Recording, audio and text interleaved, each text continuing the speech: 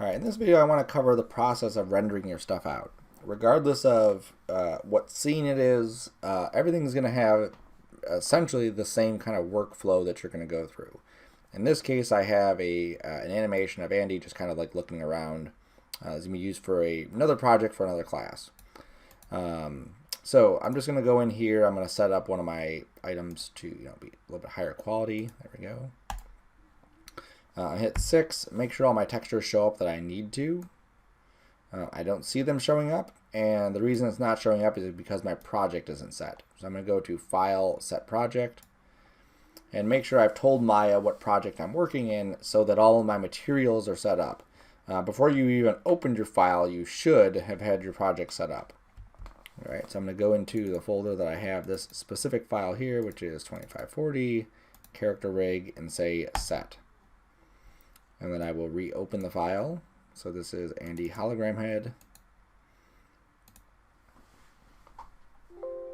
Yes, a couple error messages. I hit 6. I go here, set that to 1. There we go. So now we can see Andy with Andy's texture on there. Everything we do is going to be under this render settings area. So on the top you'll see this little gear with a little clapper by it. That's it. Or you can go to Window, Rendering Editors, Render Settings, Setup. Nope, not Render Setup. Window, Rendering Settings. There it is, Render Settings. So in here, we need to make sure that we're on Arnold, which we are. We have to give this a name. So typically you want to call this something with your name in it, and then whatever the project is. So in this case, I'm doing Andy hologram head. Again, whatever your project name is, that's what you would call it. So if you're doing bouncing ball, your last name underscore bouncing ball. If you had more than one camera in here, you may want to right click and say insert camera name. That way Maya will automatically call it whatever the camera name is. Okay. Image format, EXR is fine, so we'll leave that. All of these should be fine here. Under frame animation extension, we're going to set this to name.number.extension. Under the frame range, you punch in your frame range. So depending on how long your animation is, you may have a different frame range. My frame range is 1 to 222. You may have 10 to 45. Whatever it is, that's what you punch in. You pick your camera. So in this case, I'll close that. I'm using Perspective 2. I always like to take my camera and make sure I've given it a distinctive name so I know what it is, Render Cam. Now when I go back to my render settings, I go to my Render Cam. I punch in my resolution so you can check your cheat sheet for what you're going to be rendering. So 960 by 540. Under Arnold Render, you want to take these numbers up. The default is 3222.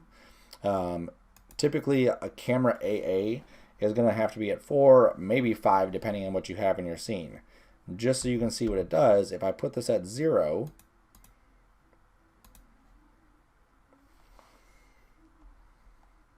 you can see how choppy the edges of Andy's rendering are. If I put this to 1, it improves that a little bit. If I put it to 2, it'll improve it more.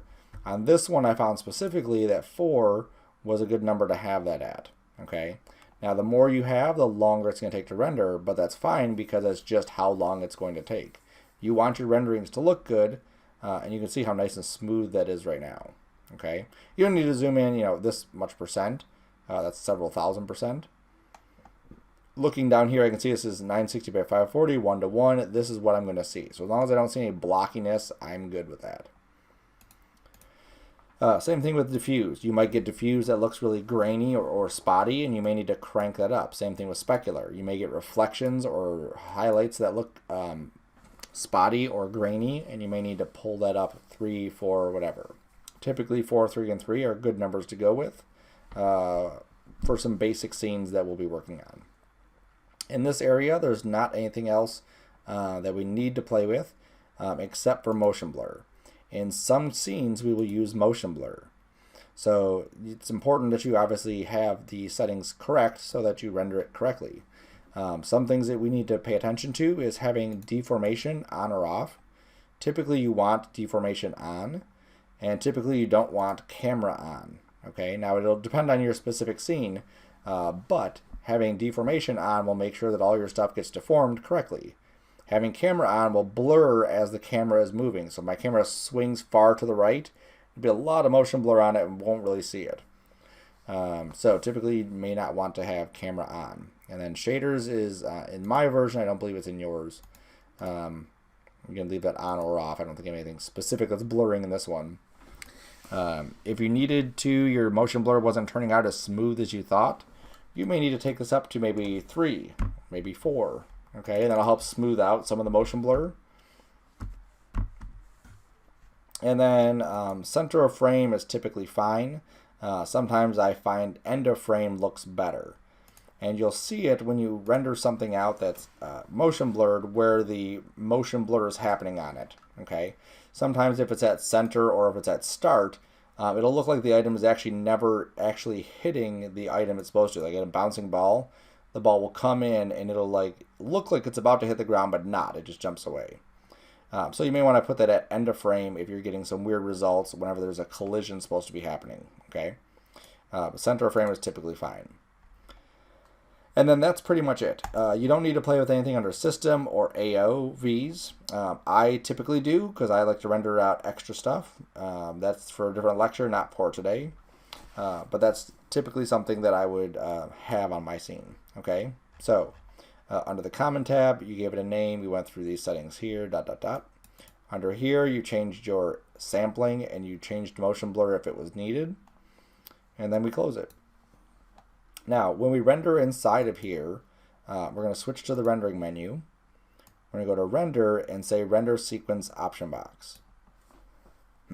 If we're only rendering one camera, we can just pick from this list. Here's my render cam, boom, and then say go. If we're going to do more than one camera, we're going to say all render enabled cameras. And what that means is I have several cameras in my outliner here and 2 there. I'm going to click on this one, perspective, and go to the attribute editor. Under output settings, where is you?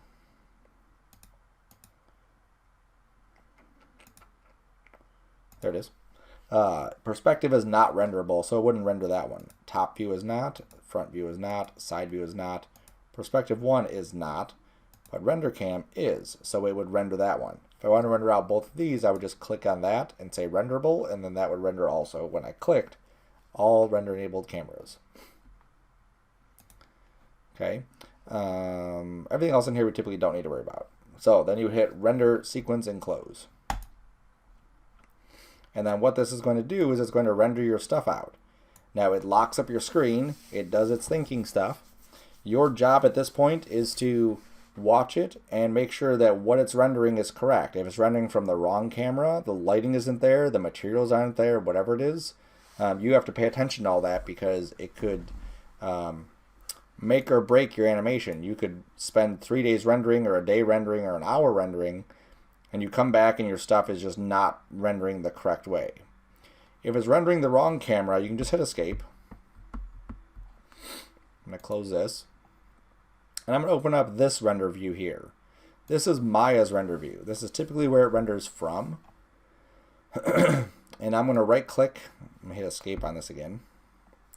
I'm going to right click on this menu and make sure this is set to my render cam, which it currently is.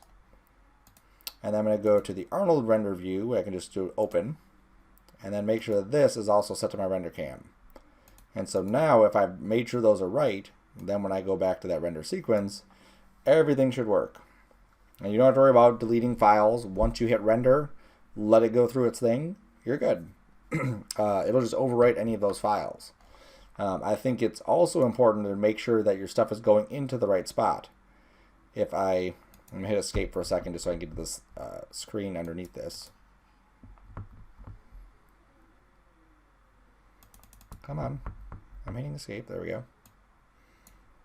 If I go down at the bottom here while I'm rendering this, and I watch, this is going to tell me where it's saving my files to. So it's going into my folder, character rig, images, ... If it didn't go here, if it's saving in somewhere else, that means my project isn't set. And again, I would have to cancel it, go to set my project, and then let it render. If it goes in someone else's folders, they may just delete your stuff, and I'm sure you would not be happy with someone deleting your stuff.